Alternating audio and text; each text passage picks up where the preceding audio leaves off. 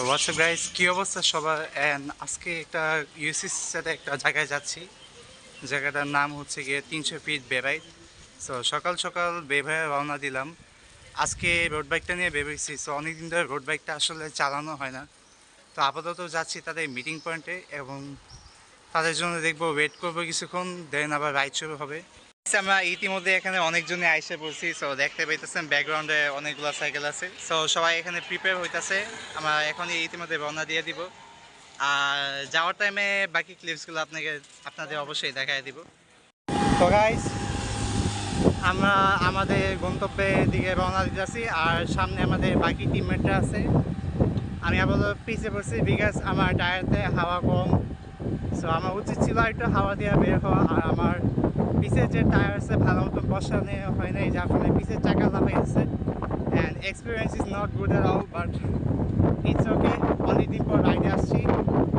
আজকে এসে শিক্ষা পাইলাম, তো শিক্ষাটা খুব ইম্পর্টেন্ট। অ্যান্ড আপাতত আছে হচ্ছে গিয়ে 300 ফিটে, অ্যান্ড বাকি মেম্বার আমার পিছিয়ে আছে।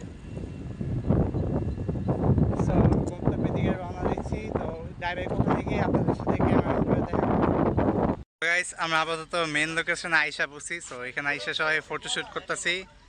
কেউ দৌড় প্রতিযোগিতা করার চিন্তা করতেছে, আবার কেউ এই জায়গায় ছবি তুলতেছে। তো আইসা আসলে ছবি তোলা হয় নাই, এখন আবার ছবি তুলবো। এই জায়গায় খুব সুন্দর একটা জায়গা আছে দাঁড়ানোর জন্য, আপনাদেরকে দেখাই।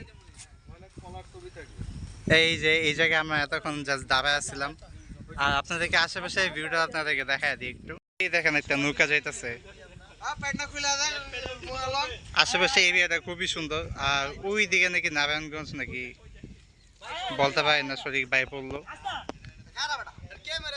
ওই যে একটা ট্রলার যাইতেছে, দেখা যায়। কই গেল? এই যে পাইছি, বালখেট। বালখেট সব, এটা ট্রলার না, বালুর ট্রলার বলে সবাই। আর জায়গাটা খুবই সুন্দর।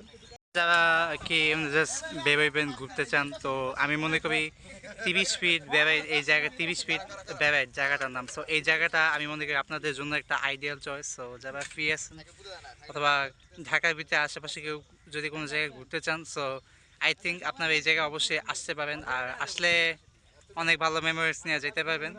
এই যে বড় ভাইয়ের সাথে ভালো পরিচিত হইলো। ভাইরা বড় লোক আছে, কন্টিনেন্টাল চালায়।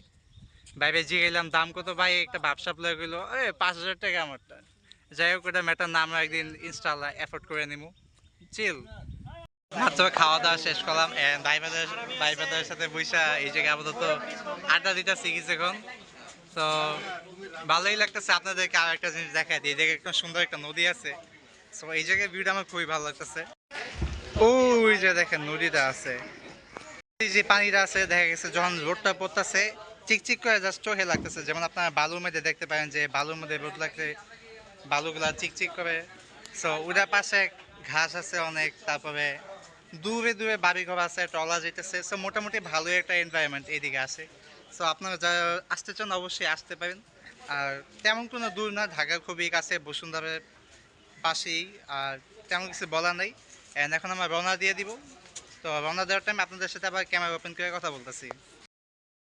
তো গাইজ, দেখতেই পাচ্ছেন আমরা এখানে আপাতত রওনা দিয়ে দিছি। সো যাওয়ার টাইমে আমি আমার ফোন দিয়ে ভিডিওটা রেকর্ড করতে পারিনি। সো আমার পাশে এক ভাইয়া ছিল, সো ভাইয়ের ফোন দিয়ে ভিডিওটা রেকর্ড করা। ও দেখতে পেয়েছেন উনি একটা এমটিভি চালাইতেছে। সো আমি ছিলাম সবার সামনের দিকে, অ্যান্ড প্রিটি মাচ খুব সুন্দর একটা দিন ছিল। সবাই আমরা সিরিয়াল বাই চলতেছিলাম আর আমরা বসুন্ধরা উত্তরের দিকে ব্যাক করতেছিলাম। সো রাস্তাঘাট মোটামুটি ভালোই ছিল। কিছু কিছু জায়গায় ইট ছিল, কিছু কিছু জায়গায় ভালো ছিল। সো এটা ম্যাটার না, ওভারঅল রাইডটা খুব খুব সুন্দর মতোই চলতেছিল। সো আপনাদের সাথে আবার সামনে গিয়ে ক্যামেরাটা ওপেন করি। কি অবস্থা গাইস? সো চলতে চলতে একটা ব্যাড বাস খাই গেছি। সো আমি সাইকেল চালায় আসতেছিলাম, তো আমার চাকা গেছে লিক হয়ে। সো চাকাটা লিক হয়েছে আপনার এয়ারপোর্টের সামনে। আর আমার ভাগ্য বলা, আমি থাকি এয়ারপোর্টে আর কি আশেপাশেই। সো দেখা গেছে তেমন কোনো প্যারা পড়ি নাই। লিক হয়েছে আপনার পিছনের চাকা। সো ভাগ্যবালা ভাই, বসুন্ধরায় লিক হয় না, কই থেকে কই হাইটে আসা লাগতো। যাক, যাই হোক, আলহামদুলিল্লাহ। আল্লাহ নিশ্চয়ই কোনো ভালো একটা নিয়ত আছে প্রত্যেকটা কাজেই, আমি বিশ্বাস করি। সো হইতে পারে আমি নতুন একটা টিউব ইনস্টল করবো। আর এই ফিউয়েলটা আমি আজকে চালায় দেখছি। আমার যে রোড বাইকের ফিউয়েলটা আছে, এই ফিউয়েলটা আপনার ইয়া 7 নাম্বার যে গিয়ারটা আছে ওইটা আপনার ক্ষয় হয়ে গেছে। আর যেটা 6 নাম্বার গিয়ার আছে, ওটাতে সুন্দর মতন চলে। সো দেখা গেছে 6 নাম্বার গিয়ার একটু কম্প্রোমাইজ করে চালাইতে হইব, তবে যাই হোক ওটা কোনো ফ্যাক্ট না। তো ফ্যাক্ট এখানে হচ্ছে কি যে রোড বাইকটা লিক হয়ে গেছে and it will be little amount of মানে লিটল না, আমার জন্য বেশি 350 টাকা বা একটা টিউবের দাম। তো আপাতত বাসার দিকে যাইতেছি। তো বাসার দিকে গিয়া একটা হয়তো স্পিড খামু, কারণ একটু অতটা আসলে এনার্জি খরচ হয় না রাইট। আজকে টোটাল মেবি 40 কিলো, 40 না আপনার 35 কিলো 40 কিলো সামথিং রাইডটা হইতে পারে। যে দিক দিয়ে গেছি ওই দিক দিয়েই চলে আসছে আবার। আর রাস্তাঘাট সুন্দর আসলো, আপনারা তো দেখছেনই। আর এখন বাসে চলে যাবো, আর তেমন কিছু বলার নাই। সো আজকে ভিডিওটা এখানেই শেষ করি। সো এই রাইডটা যদি ভালো লেগে থাকে অবশ্যই লাইক অ্যান্ড সাবস্ক্রাইব করবেন। অ্যান্ড নেক্সট ভিডিওতে কোথায় যেতে হবে, কোথায় রাইড দিব আর কি নেক্সট ব্লগে অবশ্যই আমাকে বলবেন। টিল দেন সবাইকে ride safe, be safe and আল্লাহ হাফেজ।